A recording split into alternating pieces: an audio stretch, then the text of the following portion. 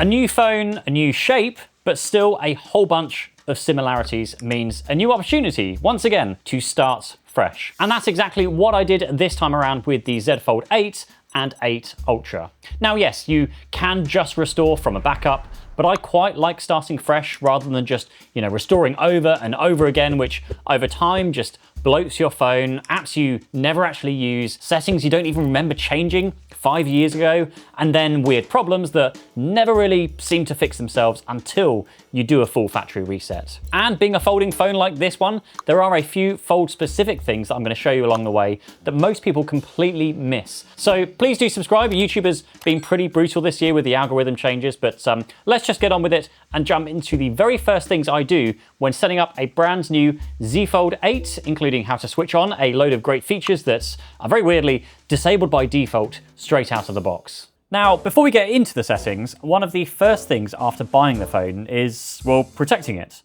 Burfy sponsored this video with their case for the Z Fold 8 Ultra, which combines a slim but still protective case. It protects all of the usual suspects when it comes to cases, with added protection around the hinge. The cameras also, which can be closed shut for even more protection. There's also protection for the front screen with a built-in privacy protector, but this case also doubles as a kickstand, which means you can position your phone in, well, any number of ways to consume your content however you like. So you can pick one up via the link in the description down below, and a huge thank you to Burfy for sponsoring this portion of the video.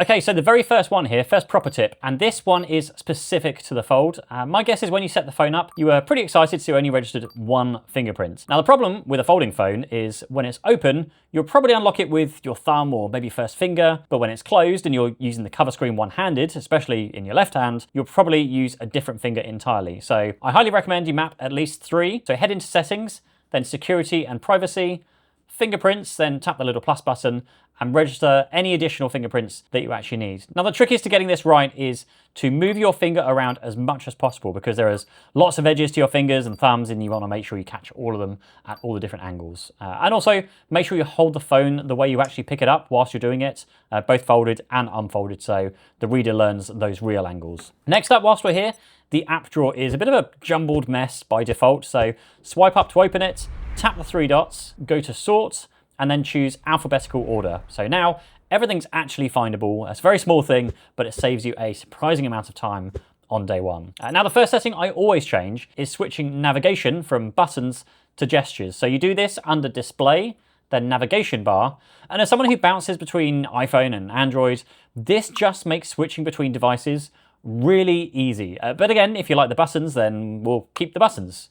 Also, a quick tip here, once you're on gestures, hold the line at the very bottom to trigger circle to search, and swipe across that line left to right to flick between your recent apps without having to open the app switcher. And also, by the way, if you're coming from an iPhone, I've got a full guide on moving everything across to Android, and actually Samsung specifically, which I'll link down below. Next, go to About Phone, then software information, and tap the build number until it tells you you've unlocked developer settings. Congratulations, you're now a developer. This one's pretty well known by now, but if you are new to Samsung or Android, maybe not. So now you've got developer options in your settings. You can scroll down just about past halfway to the drawing section and change 3 things. You've got window animation scale, transition animation scale, and animated duration scale. So knock all of these down from 1x to 0.5x, and now the phone will just instantly feel snappier and more responsive because it's taking half the amount of time to draw those animations. Now you can also turn this off completely for the fastest setting there is, but honestly this is one setting alone is what makes an iPhone feel really slow when I go back to it. You have to sit there and wait for the, admittedly pretty, but very slow animations every single time. This is a must change for me on every Android phone. Now before you do anything else, go to settings, software update, and then tap download and install to get the very latest software, especially on release day. There may be some patches to be released, so do this. And then do the same in 2 more places. Now, firstly, the Google Play Store, you can tap on your profile picture, manage apps and device, and then just update all and any apps that are showing in here. And also open the Samsung Store app as well, tap the menu, then updates, and then install anything waiting in here as well. Now, whilst those are installing, because that can now take a while, let's deal with the most annoying part of any new phone, which is signing back into all of your apps. I swear this step alone can take hours sometimes.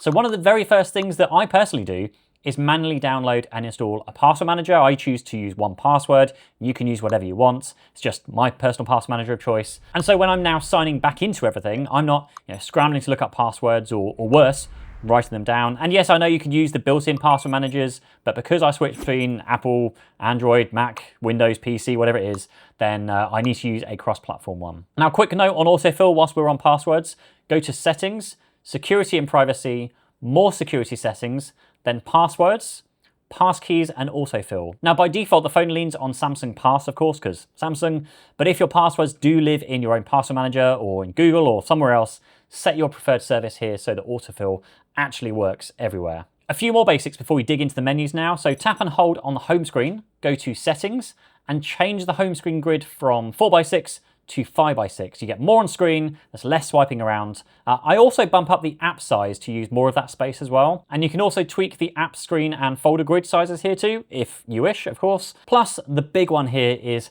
cover screen mirroring. So some people love this, some people definitely do not. If you disable this, then you can create a home screen for the front cover screen only that has no connection to what you see when you open up the phone, which kind of makes sense because one is optimized for one-handed use, one is for two-hand use, especially with the new wider Fold 8 this year, so you may very well want to play with this to find what works best for you. Now, I also switched the layout from home screen and apps to home screen only, which I love because now when I swipe up, it jumps straight to the search bar so I can just search and type and launch my app straight away. But I just wish this was an option for the home and app screen layout instead. But again, if this isn't for you, just switch it back to home and apps. So now if you're trying to find an app, like E for Elegoo, you could just go and find it because it's where you expect it to be. Speaking of Elegoo, Elegoo asked if I would be interested in checking out their Century Carbon 2 combo. And as someone who recently started home educating one of our kids, learning how to 3D print has been a wonderful experience with my son. He actually assembled the printer by himself, but also learning to do things like using the Elegoo slicer software, printing efficient solutions to organize our gaming room. Organising our own drawers here in the studio, delving into the world of fidget toys, and even more recently, using this as an opportunity to teach my son about finances, cost and profit, even spinning up our own Shopify store to list all of the fidget toys to sell to friends and family. And suddenly, what started as a fun hobby has now turned into an incredibly fun, but also incredibly useful educational experience with my son, learning actually useful real-world skills. And so I would highly recommend that you also check out the Elegoo Century Carbon 2 combo via the link in the description down below.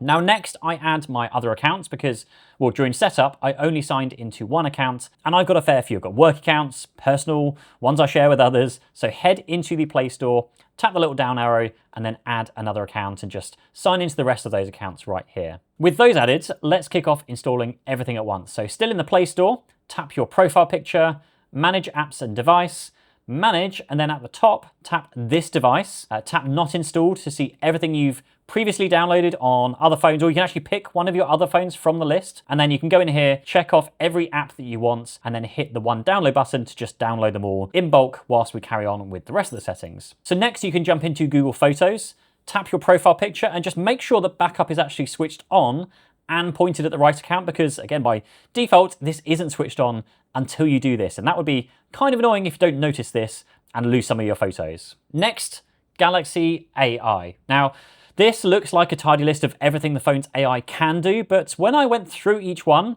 lots of them are actually switched off by default, so it's worth running through the list yourself. Now, I'm not going to say what each one specifically does here because it's it does a good job at explaining what each feature does, but just scroll through the list of items here, see what each one does, and again, toggle them on or off if you wish. They'll also tell you if it needs to go to the cloud to do certain features, so pay close attention to that at the same time. Next, under modes and routines. So these are genuinely really useful once they're actually set up. So I'm just gonna set up sleep mode to begin with. So tap into sleep, and then under the easy setup, you can set your usual sleep and wake times. And from there, you can enable things like do not disturb, turn off the always on display, or even switch off your TV or SmartThings devices around the home. I found this really, really useful right now because with the heat wave we've got in the UK, I can actually get this to do things like turning on the air conditioning when I go to sleep and then turn it off when I wake up again. However, bit of a word of warning, be careful with this smart home side of things because I've been traveling a lot recently. And when I go to sleep in a different time zone, I found that it starts doing weird things to devices back at home in the middle of the day. I think it's because it's using the phone's time zone to control the, a smart home kit that's somewhere else in a different time zone. So double check how you've got this set up. Now under sounds and vibration, set your ringtone, set your notification sounds, and then you can head into system sound and disable the charging sound. I find this just because if I want to plug my phone in late at night, then it doesn't wake anyone up with a little kind of bloop noise that it makes when it starts charging. I also turn off the Samsung keyboard clicks. Under sound quality and effects, I usually enable Dolby Atmos for whatever that's really worth on the phone, and also adapt sound because, well, I'm getting old. I can't honestly tell you if it makes a difference, but nothing sounds bad to me, so I guess it is what it is. Now into app notifications. So firstly, disable anything that you don't care about, because this is where all of like the messy notifications come from. Then once you've done that, go into notification pop-up style and set it to either brief or detailed, which then unlocks things like quick replies, dismiss, and snooze as notifications arrive. You can also customize the edge lighting style here too, which looks pretty cool. And you can also enable the snooze button here so you can snooze notifications from the shade. Now here's the one I don't actually understand why it's not on by default. You want to enable manage notification categories for each app. Now with that switched on, you can go into any app and you'll now see a notification categories option. So instead of just an all on or all off for the whole app, you can now choose exactly which types of notifications that you actually want to see. It is one of the best things on Android. So just go through your key apps.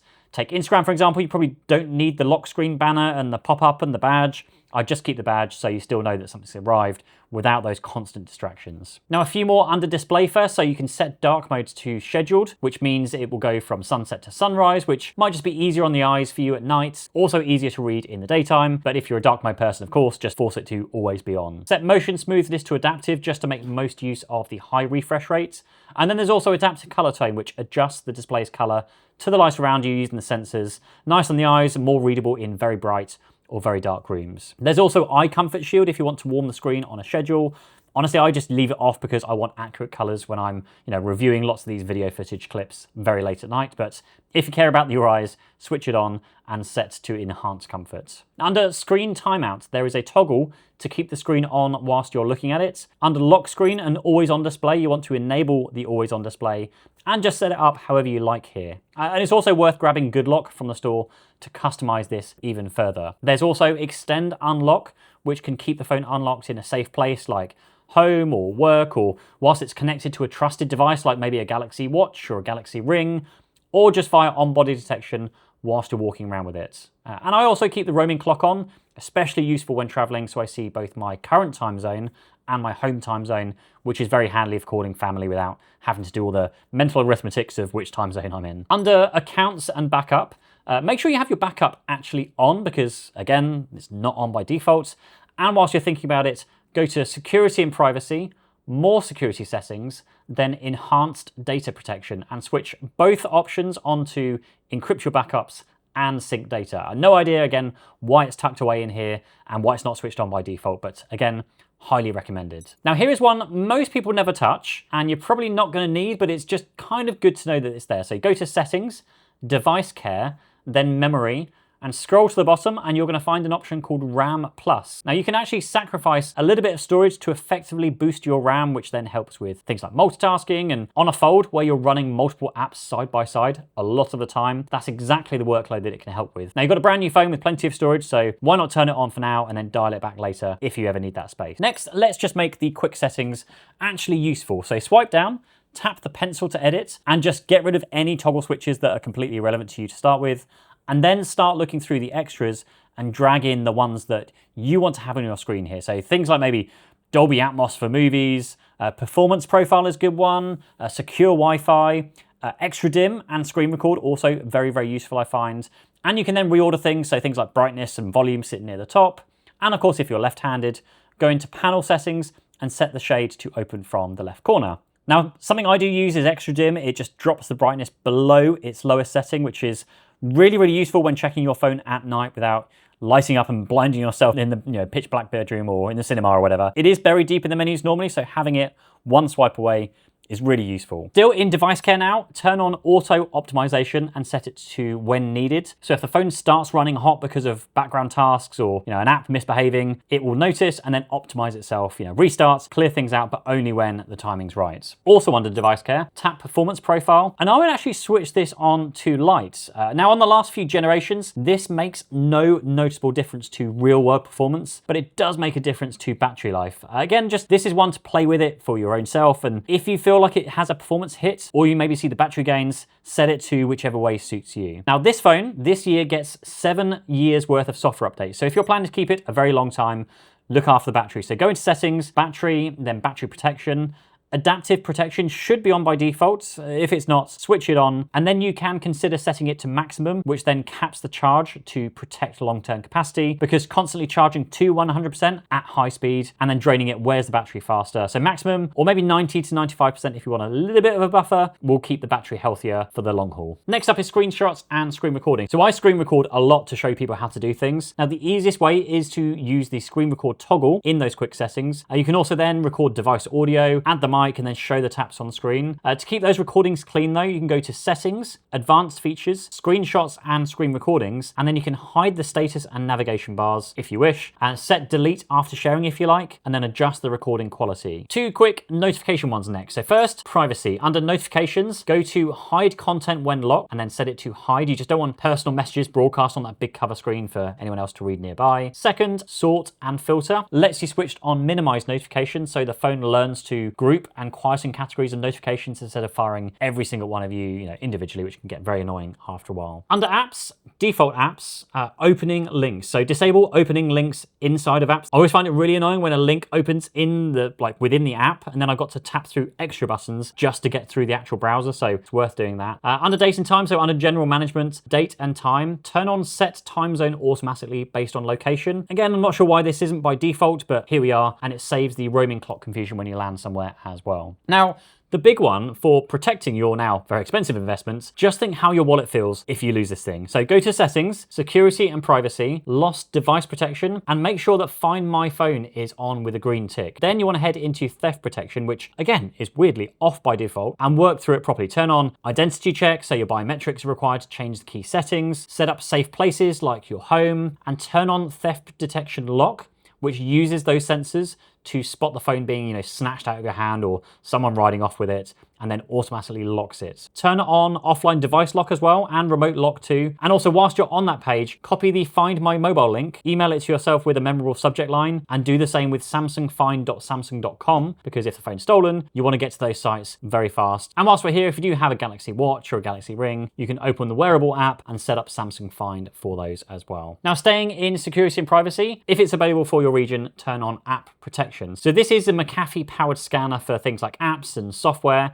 and you can scan on demand for malware. It really only matters if you sideload apps from outside of the Play Store or the Galaxy Store, which may or may not be being removed at some point in the future, but it's free peace of mind, so maybe switch this on day one if you want to be sure. Going back to those quick settings, if you remember secure Wi-Fi, so tap it, activate it, but I'd leave auto protect off so it doesn't actually just switch on whenever it feels like it. Now this is Samsung's own VPN. You can use it on public hotspots in cafes and stations and airports. You do get 1 GB free per month, I believe, with an unlimited upgrade if you want it. Then it's one swipe from the quick settings whenever you need to get into that. Another one, quick settings again, secure folder. If you activate this, set a separate PIN or a password, and you've essentially got a whole operating system or folder on your phone completely walled off from the main phone. Great for private files, documents, maybe a second copy of sensitive apps. Perfect on a phone that you might hand over, open, or show someone a photo, just to keep things separate. Next step is one to never skip during the setup. So go to settings, safety and emergency.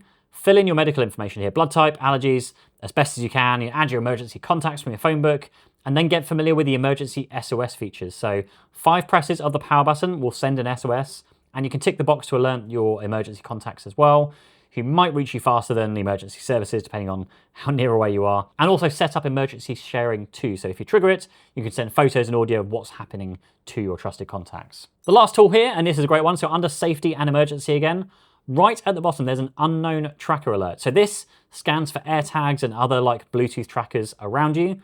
And if it finds one, you can make it play a sound to locate it. Now this scans for things like AirTags and other trackers around you, and it will alert you if it finds one traveling with you. So this is worth knowing about. You know, people sometimes plant trackers on nice cars to come back and steal them later, or just to follow somebody. And if it does pop up, there's extra guidance on there if you think you're actually being tracked. And that is everything. Hopefully there was something of use and of value to you in this video. If there was, please do like and subscribe to the channel for more.